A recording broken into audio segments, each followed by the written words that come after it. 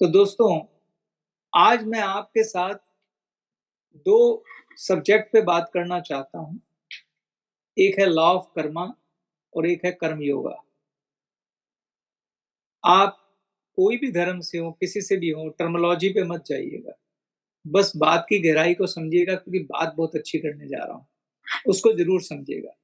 अगर आज गैल्वे परिवार का यहाँ बैठा हर सदस्य इन दोनों बातों को समझ ले और कोई प्रण लेके यहाँ से चला जाए, वो ये कि मैं अपने हाथ में परमार्थ भी रखूंगा और स्वार्थ भी रखूंगा, पैसा भी कमाऊंगा और एक बेहतरीन कंट्रीब्यूटर बनूंगा समाज के प्रति। अगर आप ये दो प्रण लेके जाएंगे तो परमात्मा भी आपके साथ खुश रहेगा। जो लोग ये कहते हैं कि ये मेरा है, ये मैंने कमाया है और मैं और अपने लिए ही सोचते हैं, वो यकीन मानिए खुश नहीं रह पाते। क्यों खुश नहीं रह पाते?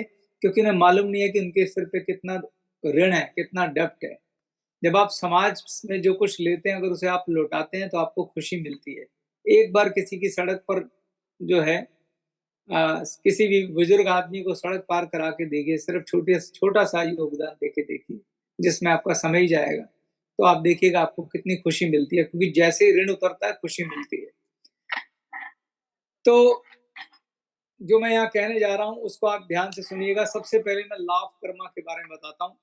तो मेरा प्रश्न है कि कर्मा, लॉ ऑफ कर्मा क्या है, कर्म का नियम क्या है?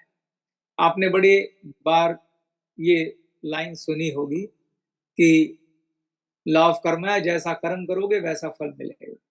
कितनी सिंपल लाइन है।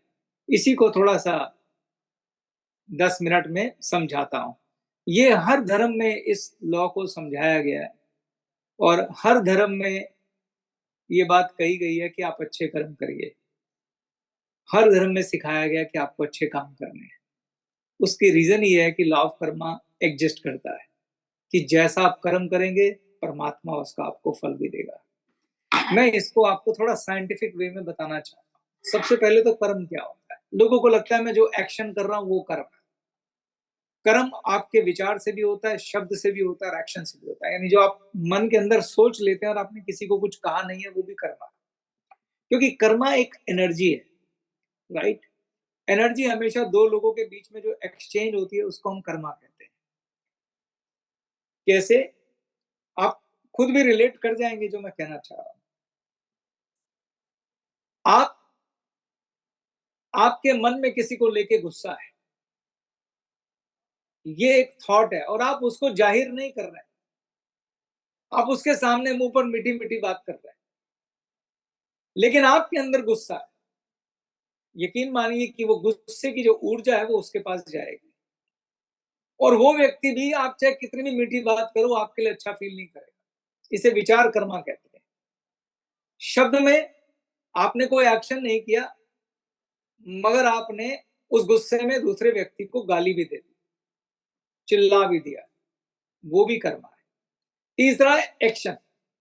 एक्शन मतलब जब आपने कोई ऐसा काम किया जिससे दूसरा व्यक्ति हर्ट हो गया, दुखी हो गया या खुश हो गया, दोनों ही। क्योंकि कर्मा दो तरह के होते हैं, अच्छे कर्मा, बुरे कर्मा, पर दोनों ही कर्मा हो। और फल भी दो तरह के हैं, अच्छे फल और बुरे फल। ठीक? तो दो लोगों के बीच में कार्मिक ऊर्जा का जब अदलाव बदलाव होता है तो कर्म बंधन क्रिएट होता है। इसे हम लॉ ऑफ कर्मा कहते हैं। और कर्मा कैसे बनता है उसको 2 मिनट के लिए समझना मैं क्या कहना चाह रहा हूं। जैसे राम जो है, कोई दो नाम ले लेते हैं। जैसे दो नाम ले लेते हैं, मैं अपना और संजीव का नाम ले लेता हूं। मैं और संजीव छिब्बर, राइट? हम दोनों का कुछ झगड़ा होता है और संजीव गुस्से में मुझे कुछ हर्टफुली, मतलब कुछ ऐसी बातें बोलते हैं जिससे मुझे तकलीफ होती है। तो याद रखिए कि वो जो भी कुछ मुझे बोल रहा है और जिससे मुझे तकलीफ हो रही है, वो एक ऊर्जा उसकी तरफ से चली और मेरे पास आई। ये ऊर्जा जो उससे चली है और मेरे पास आई है, जिससे मैं हर्ट हो रहा हूं, ये कार्मिक बंधन क्रिएट हो रहा है, राइट। और इस बात की अति संभावना है कि ये ऊर्जा जो मुझे वो दे रहा है, इस बात की बहुत हाई संभावना है, 100% ही कह लीजिए, कि ये वही ऊर्जा है जो कभी पहले मैंने उसको दी थी। जो भी व्यक्ति हमारे साथ आज बुरा बर्ताव कर रहा है, जिसका आपको बुरा लग रहा है, तो समझिए कि कभी ये ऊर्जा आपने उसको दी थी, राइट। तो यही कार्मिक साइकिल होती है। मैंने आपको ये सिर्फ एक सिंपल उदाहरण से समझाया है।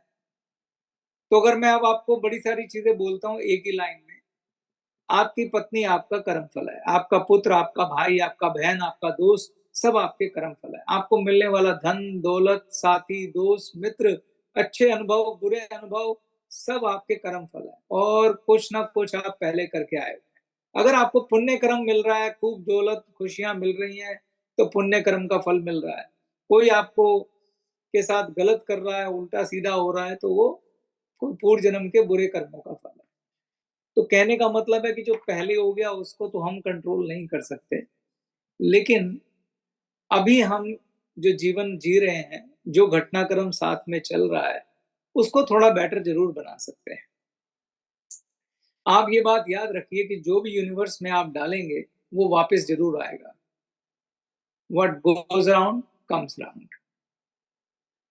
आप जब ये ऊर्जाएं बाहर निकालेंगे, किसी की तरफ भेजेंगे, तो ये लौट कर जरूर आएंगे। अगर आपको पता है कि मैं जो भी बाहर भेजूंगा ये लौट के जरूर आएंगी, तो आप सजग हो जाइए, अलर्ट हो जाइए। जैसे ये वैसी बात है कि अगर आपको मालूम हो कि अगर मैं किसी को कोई गिफ्ट दे के आऊंगा तो गिफ्ट लौट के मेरे पास ही आएगा, तो मुझे लगता है कि आप गिफ्ट देते हुए ध्यान रखेंगे कि आप वापसी में क्या चाहते हैं, राइट। तो